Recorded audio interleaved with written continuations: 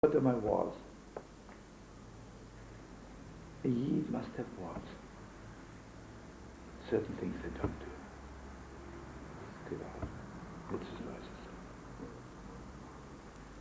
Just don't, right? You know, there has to be certain things in everybody's life. This I won't do.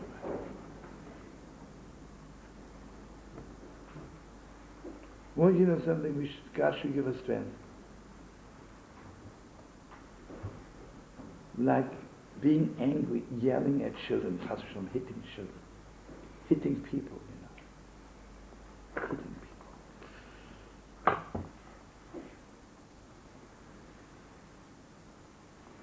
Shabbos, you know.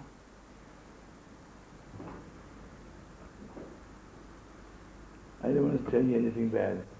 Nebuch, the parents were survivors.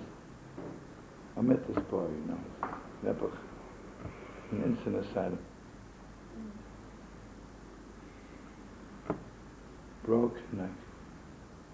I said, what happened? Nebuch's parents, I'm not judging, his parents came out of Auschwitz. During the week, when they have to work, they're a little normal. Come Shabbos, all the violence of Auschwitz comes out of them. So every Friday night they would just hit the children. He'd sit there and hit their children, heartbreaking, right? And I'm sure they were broken that they did, they couldn't help themselves, right? Heartbreaking. But anyway, there's certain things I just don't.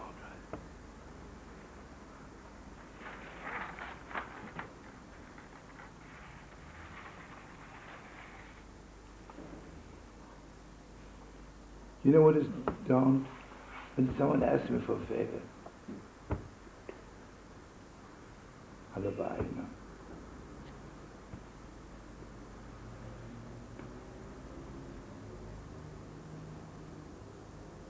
Want you know something?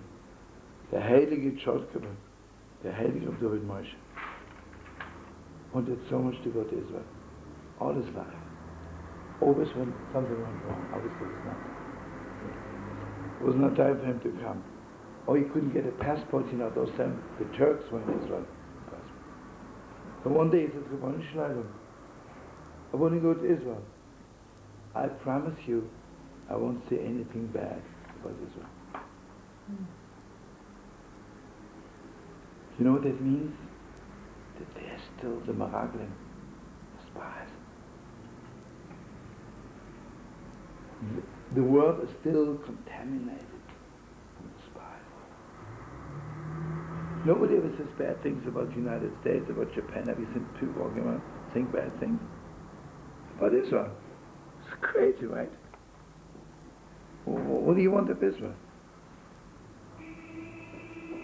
I met this German. He says to me, yes, you Jews treat the Arabs very cruelly. I said, listen, brother, that make me laugh, right?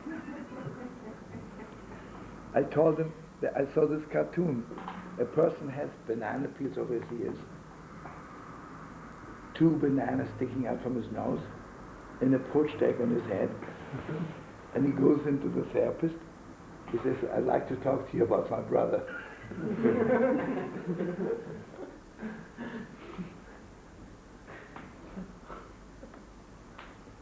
Oh, you know something unbelievable. The Heilige of David Moshe, before he left the world,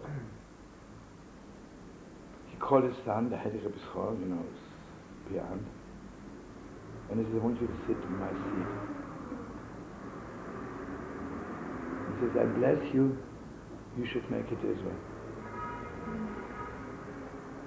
And you know, Tzaddikim, at that moment in the church, when so much his father is still alive. So he said, I only want to go with you. So Rabbi Shlomo never made it either. And he says, I didn't make it because I shouldn't have said those words, right? The moment he said, I only want to go with you, already cuts myself off.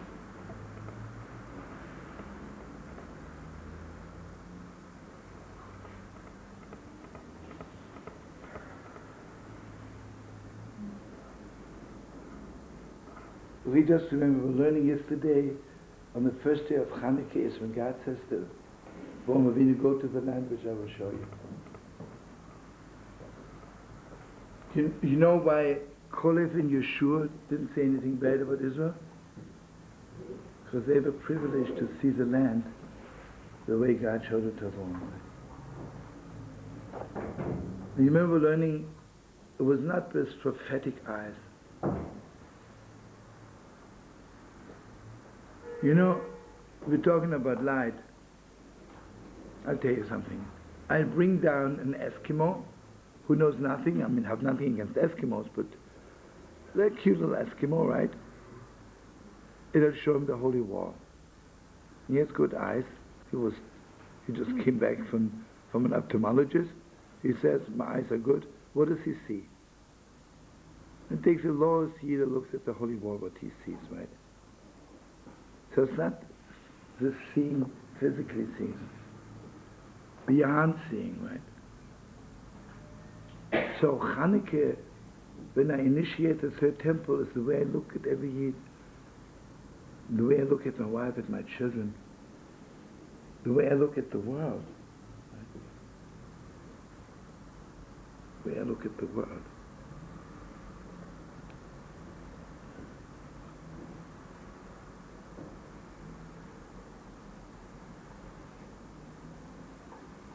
You know what all the Rebbe says? Kislev, because Wov and Beis is oises hamschalfus. You change around. So Kislev is the word kislev. That your heart should be a vessel for this great beyond light. And basically the heart is always called the house, right? Shivti b'Beis Hashem. So on the deepest level, where do I kindle a Chanukah light? I kindle a Chanukah light inside in my heart. Inside.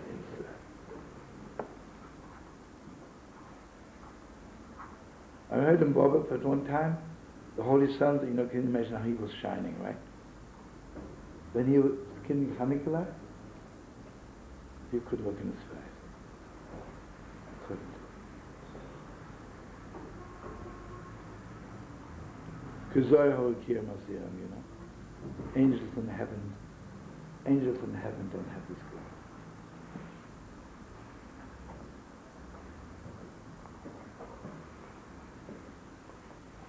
Do you still have a few minutes, or are you running out? No, got plenty of time. What did they think of Slade? Stupid. Okay, now we come to the most important part, which is beyond. Just remember again, on the Chanukah we are fixing the sin of the spies, because they see Israel. I see Yid. Remember the way I look at Israel, this is the way I look at Yid. You know, it's unbelievable, right? I mean, just so real. The people who find fault with every other Jew, they're the ones who find fault with everything in Israel, right? It's crazy, right? And also, it's so crazy. The one who finds fault with every Jew also don't know how to relate to the world. They're not interested in opening the window for the world.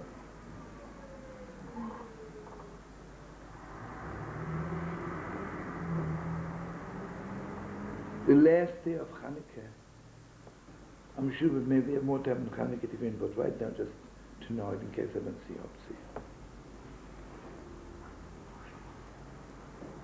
Everybody knows that the sealing in the book of life is on Yom Kippur, right? So here comes the Arizal, which was, until the Arizal we didn't know that. The contract has to be signed by both sides, right? So he says, on Yom Kippur God is sealing. When are we sealing? So he says, the best friend we have is Aaron HaKohen, right? The high priest. We never had a friend like this. And again, I want you to know something. Moshe Rabbeinu is the expert on God. Aaron HaKohen is the expert on Yidden. Chanukah is the holiday of Aaron HaKohen. What's chanukah all about? Chanukah gives hidden strength beyond themselves. Beyond. You know, when you love somebody very much, what happens to you in their presence? You know, sometimes, I'm sure David does also better than I. Some people ask me, I love this girl Sprinzele, and I love this girl Jentele, you know, two names which nobody has. Which one is my soulmate? So I always tell them, the person in whose presence you feel beyond yourself, that's your soulmate. You know, definitely when you meet somebody and they cut you short, they're not your soulmate.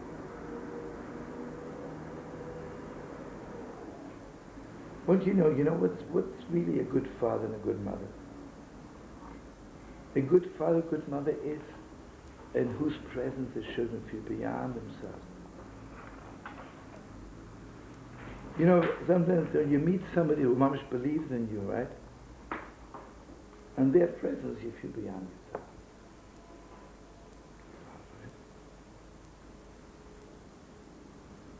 Okay, chanukah is mamish. Why is it when someone does wrong, you come to the Beis HaMikdash, and chanukah lifts you up? Because it comes.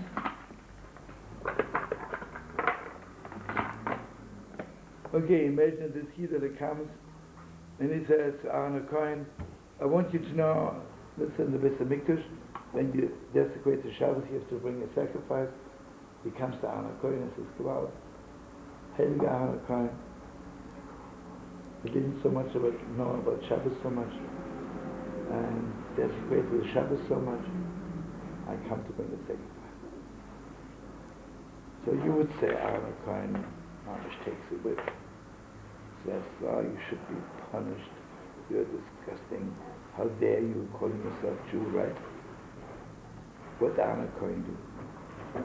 Chanukah says, oh, Mazisi, go out. Do you know how holy you are? You think you never kept Shabbos. Maybe on the land beyond you didn't.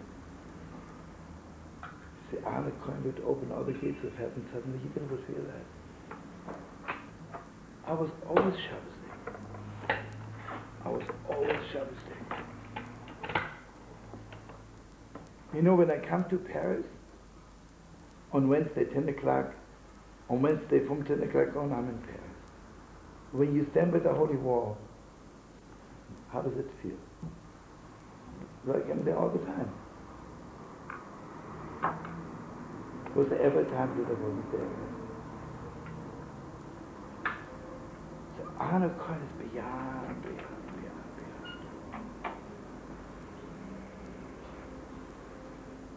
Who gave the Maccabees the strength, even the chutzpah, to believe that they can drive us the whole army? Because otherwise it would be suicide. I want you to al pi halacha, you're not permitted to commit suicide.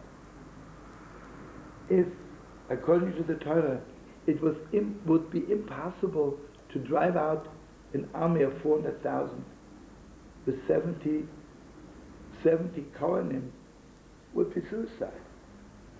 Not permitted to commit suicide. Listen, I go in front of a car, God forbid, God would say, stop. Can't.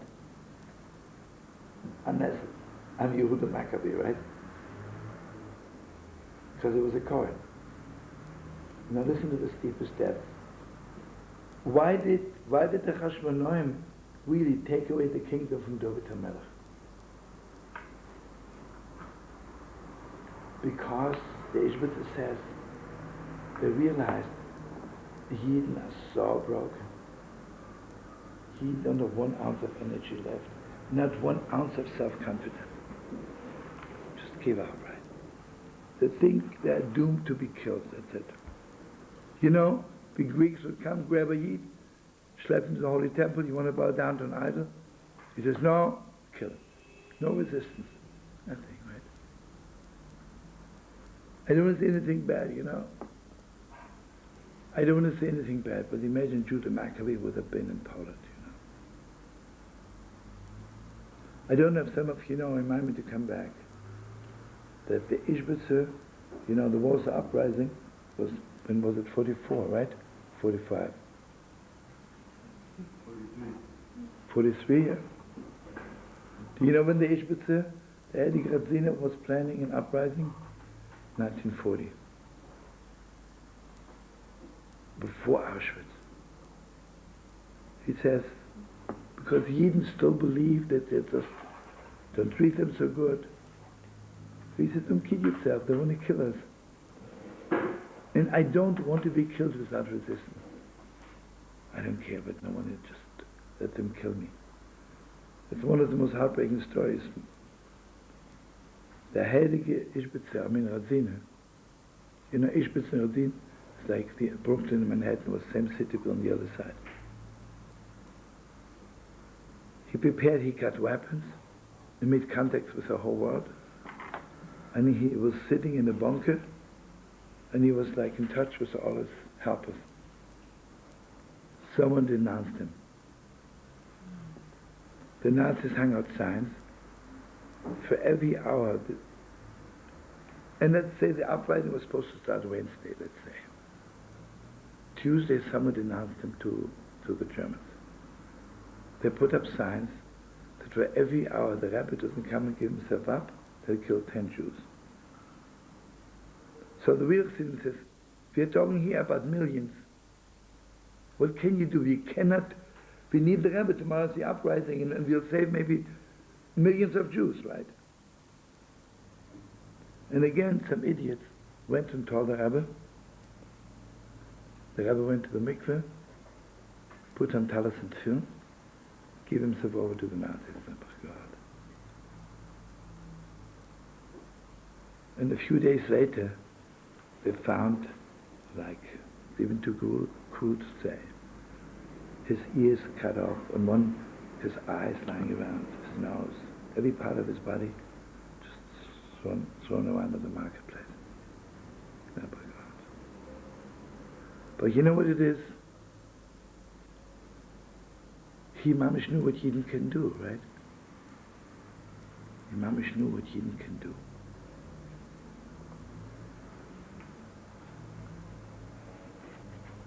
So just remember, the Rebbe said what you can ask of God when you bench Chanukah list. You cannot even ask the Musar Kufis. Because I'm beyond. Suddenly it's clear to me, I can ask of God beyond also.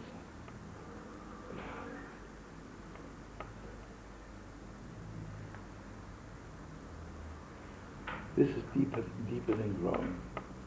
You see, the one light and the two light is not more.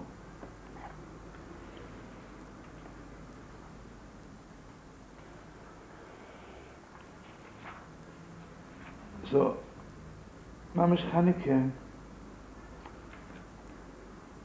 is 1 week when I have a taste. When I have a taste how much beyond every Yid is, how much beyond the Holy Land is.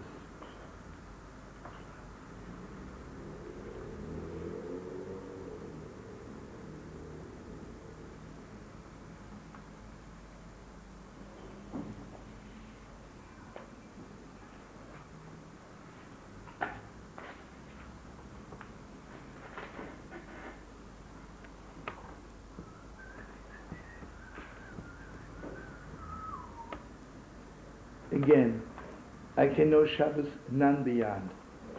Ask me, what's Shabbos? You're not a minute to work. Close your store, you eat good the fish. It's all beautiful. What's about beyond? The light of Shabbos. And just remember the fixing for the tree of knowledge, that Chava, if you remember, the Ramban says the 3 lights which are fixing the tree of knowledge. The light of Shabbos, the light of the Holy Temple, and the light of Hanukkah. But it's all the same light. It's the light which the tree of knowledge doesn't know of. Because the tree of knowledge always measures. Let me ask you, on a measure level, Can 70 people drive out now with 400,000 now? Oh, you're measuring already. Tree of knowledge. And the beyond, everything's possible. Everything. You want to take the guitar? Let's sing one more good thing. I won't do it to say some holy words. No. Maybe you want to hear some Kabbalah words.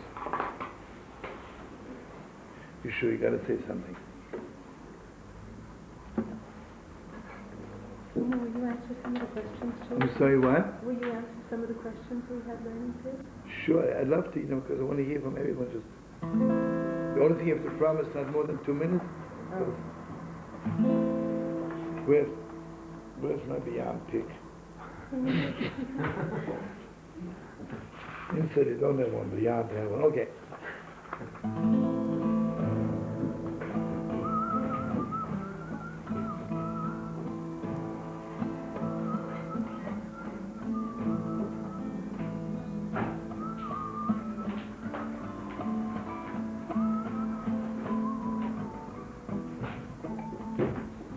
What is his name?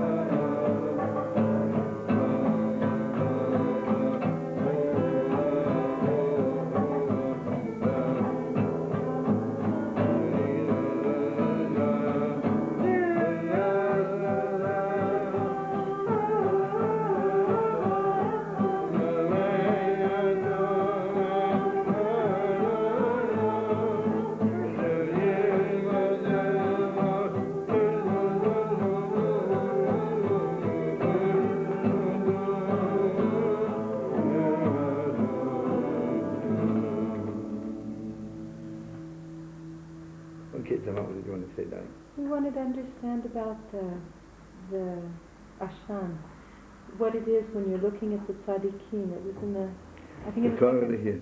Yeah. when you're looking at the tzaddikim with not the right eyes, what Yeah. they're talking about this not having smoke in your eyes in the world. This is, you see, I didn't learn this part because I really don't understand it, simple as it is. You know, sometimes you learn, you know, the way I learn, it's clear to me, I'm sure it's clear to you. I don't know the whole thing, you know. I cannot say I know from Israel till here. I don't. But a few words here and there I know, and I just give them over to the best of my ability, you know. But even without saying anything bad, what happens when your eyes are full of smoke? You can't see, right? It's crazy. Here's a light, and light makes you see, right? So how come you can't see? Because the smoke is going to your eyes, right? So if you are not looking with, if you don't see the light as a tzaddikim, right? So then when you come to the other world, which is full of light, yeah, but the smoke gets into your eyes so you can see anything. When I'm standing next to the light, there's smoke.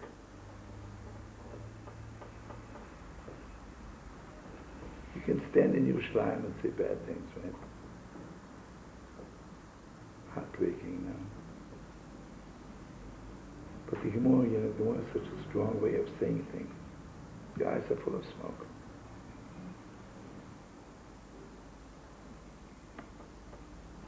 I'll tell you something, I had the privilege, you know, you have to learn so much and meet so many people that you learn a little bit. I think I shared with some of you, my first job was, I was substitute teaching for Torah Sarah in New York.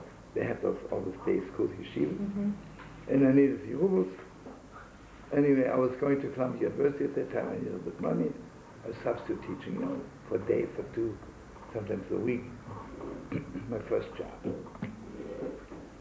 I'm going there, and I'm sure I was the worst teacher in the world, looking back, but coming in there, and he says to me, I want you to know, come in. So the principal says to me, I want you to know, this teacher is going, they have to take out his tonsils, so we need a substitute for 2 weeks. Okay, the teacher says, I'll tell you all about the kids. I'm sorry to tell you, this is the worst class of the whole school, the whole yeshiva. There were about 10, 11, maybe 11, 5. He says to me here, let's say 16 kids. Moshe is impossible. Chatzkel is disgusting. Yechiel shouldn't have been born, you know. And the way, he didn't have one good word about any of the kids, right? No wonder they're bad, right? Anyway, the next day, the Howard brother took over. It was one of the best times of my life. First of all, those kids were not dogs, right? We were learning the mission in Hamavkid, when you stole from 2 people and you don't know from whom you stole. You know, and sometimes I can go now and empty David's pockets, he doesn't remember how much money he had, then I'll take from this holy brother, and he doesn't remember how much money he had, and I say, I'm sorry, I stole 500 shekel from whom? It was, I don't know, but I know it was one of the 2. So whom do I have to pay back? So one time it says, you put 500 shekel on the table, so that's all I can do, right? And the Chum said, no, you have to pay each one back 500 shekel, right? But it's not so simple, you have to hold them up. So I'm going the next day to the school, and I said, kids, you know, I don't care what you did so far, you got to learn like crazy. But I want one of you will be the thief, and 2 of you will be the people stole from, right? Okay, everybody says, I want to be the thief, right?